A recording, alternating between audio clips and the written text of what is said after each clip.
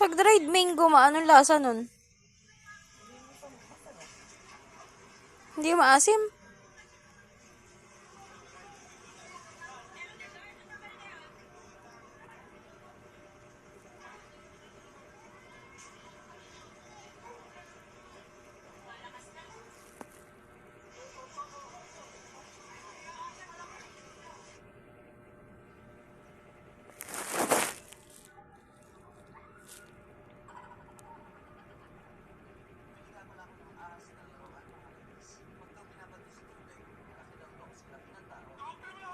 Maigi din naman si Konsehal, si Konsehal Bagsik.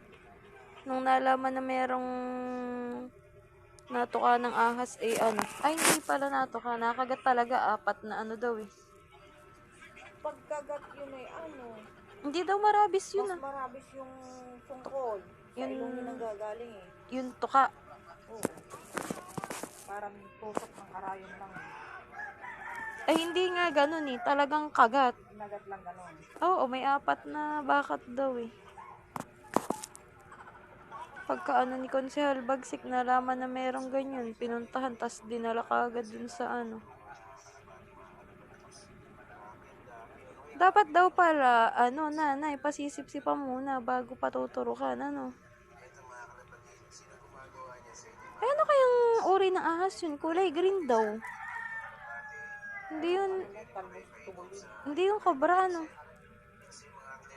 Pero kahit na, baka may rabies yun, awa. Ay, yung kulay itim, ano kayang, yun? Ha? Maitim na... Baka ahas tulog pagka maitim.